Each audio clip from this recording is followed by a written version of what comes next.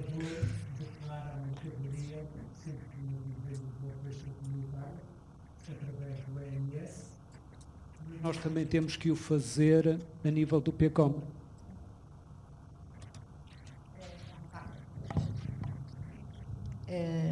É um facto que têm que o fazer porque os sistemas têm que se interligar. Mas estamos a falar, obviamente, de transportes que são feitos diretamente de países terceiros para Portugal. Não estamos a falar de feeders. Estamos a falar de navios diretos, exato. Navios diretos. Portanto, feeders é óbvio que não é obrigatório. Em navios diretos terão que o fazer. Isto porquê? Porque o SDS não é só a declaração para depósito temporário, que é assim que se chama, portanto, em termos locais, as mercadorias quando chegam, apresentam-se às alfândegas, depois ficam em depósito temporário. O SDS não é uma aplicação só de depósito temporário, ela é uma aplicação também da notificação de chegada, onde reparar, não sei se algum de vocês desenvolveu, portanto, as implementações para efeitos de ICS, de Import Control System, a declaração sumária de entrada. Se o fizeram, deverão ter verificado que não desenvolveram uma mensagem de notificação de chegada. Portugal não exigiu isso, portanto, os nossos, digamos que, operadores, sob esse aspecto, estão um bocadinho beneficiados relativamente aos outros comunitários. Isto porquê? Porque nós já tínhamos o SDS, já tínhamos o conhecimento da chegada das mercadorias e não íamos obrigar os nossos operadores a repetirem uma ação que nós já cá tínhamos. Por esse facto, é que nós necessitamos de ter a constatação das mercadorias que chegam. Isto para quê? Para depois ir saldar as coisas em sede de declaração sumária de entrada. E, à semelhança da exportação, portanto, a chave de entrada é o MRN sempre, não é? Portanto, é o número que os sistemas anteriores deram.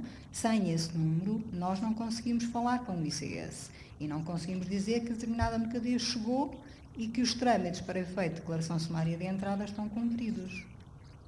É esse o motivo pelo qual é obrigatório. Correto, mas temos um armador que identifica a mercadoria através do BL no NS.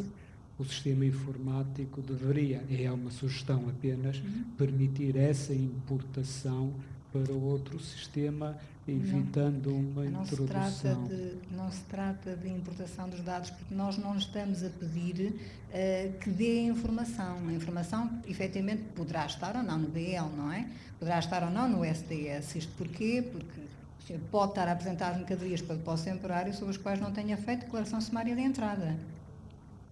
Não é? Eu não tenho outra chave para falar com a declaração sumária de entrada que não seja a referência que essa declaração sumária de entrada deu ao transportador quando ele fez a apresentação prévia das mercadorias na entrada da comunidade.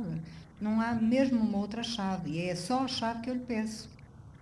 Não tenho, à semelhança da exportação, que também pelo número de contentor eu não conseguia lá chegar, aqui não tenho mesmo uma outra chave, tem que ser mesmo essa, porque de outra forma as suas mercadorias depois podiam ser inibidas de prosseguir os procedimentos aduaneiros. Está a ver? Porque a legislação comunitária diz portanto, nenhuma mercadoria pode prosseguir os procedimentos aduaneiros sem que, nos casos, obviamente, de introdução no território aduaneiro da comunidade, sem que tenha sido feita uma apresentação das mercadorias prévia à alfândega, a declaração sumária de entrada. Se eu não constatar isso do lado do depósito temporário, quando as mercadorias estão a chegar, a sua mercadoria deverá ficar ali num estado condicionado e não conseguir andar para a frente em termos de saída das mercadorias e tudo mais, porque é assim que a legislação comunitária nos obriga. E o MRN é a única coisa que nós necessitamos, porque de outra forma não conseguimos lá chegar. Sim, mas é a alfândega que nos cede ao armador o MRN, através do ICS. A alfândega dá o MRN. E depois nós temos que dar a alfândega. Mas repare, como é que eu consigo chegar? Eu posso ir ao ICS e apanhar os MRNs todos. Como não tenho mais nenhuma chave de interligação, como é que eu conseguia sair daqui? Eu faria talvez uma sugestão, se me permitem, porque estamos a entrar numa discussão muito técnica e muito fechada. Não. Eu gostaria ainda assim de pegar num ponto levantado pelo Dr. Belmar, que sobre a questão da mão de obra portuária. Portanto, nós ouvimos aqui a experiência da Orei. Este ponto tem sido um ponto que tem sido levantado já nas outras reuniões, foi levantado com alguma incidência. e parece ser um ponto que é importante, e nomeadamente, e a sua articulação sobre a questão da especialização dos terminais, levantada aqui pelo Dr. Belmar. Eu gostaria de lançar o desafio aos outros operadores que estão dentro da sala, agentes de navegação, outros operadores, também o partilha de experiências ou de reflexões sobre a questão da mão de obra portuária. Eu se calhar lançava ali o desafio à MSC, se nos quiserem partilhar connosco.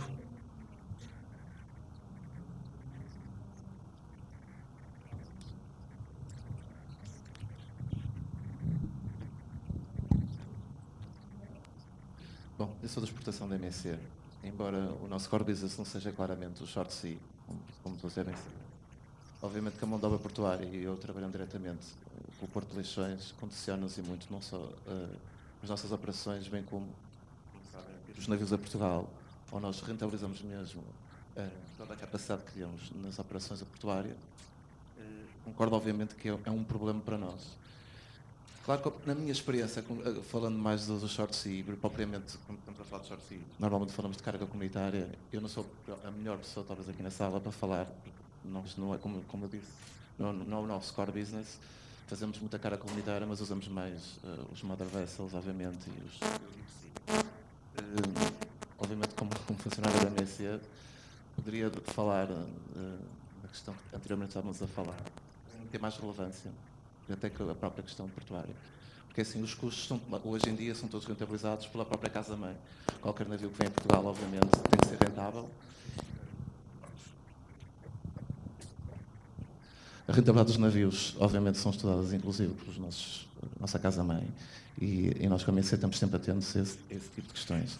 Contudo, pela experiência que eu tenho a nível do DCL, que é o terminal onde a gente opera atualmente, e em Sines, talvez as questões que estão ali sejam mais relevantes para mim na operação, muito sinceramente. Eu acho que hoje estávamos a falar aqui das questões alfandegárias europeias. Em termos administrativos, eu acho que o custo é muito grande, muito sinceramente, mais até que a questão portuária. Porque a questão portuária a gente consegue mudar, a gente faz o cálculo dos THCs, justifica os navios e acho que conseguimos ter, de acordo com a casa-mãe, a rentabilidade que todos desejamos. Obviamente queremos sempre melhor, mas presumo que a questão alfandegária, digamos, e as instituições europeias, inclusive, porque acho que não é a alfândega local que tem que resolver esta questão, acho que nós devemos ir mais acima. Mesmo a questão europeia, porque eu até recordo, no primeiro projeto, o Marco Polo, das autoestradas marítimas, para mim foi, de certa forma, um fracasso exatamente por estas questões, porque nós queríamos regimes simplificados, queríamos uma série de normas, depois, no destino e do destino para cá, vem-se demonstrar que não são funcionais. Nós continuamos a ter que usar uma série de documentação que não faz sentido nos dias de hoje. E quando dizem que na Europa seguimos todas as mesmas regras, não é esse o feedback que eu tenho dos restantes agentes. Não, pronto. Sem querer fugir, essa é uma questão, como deve imaginar, que nos levaria novamente um fórum só para isso, não é? Para a questão da alfândega. Eu, se calhar, se me permite, lançaria a palavra ao Dr. Nabo Martins. Não, porque está com o microfone na mão, não é? Já. Se por falar um bocadinho sobre, digamos, a vossa experiência com a movimentação dos contentores, é precisamente com a MSC.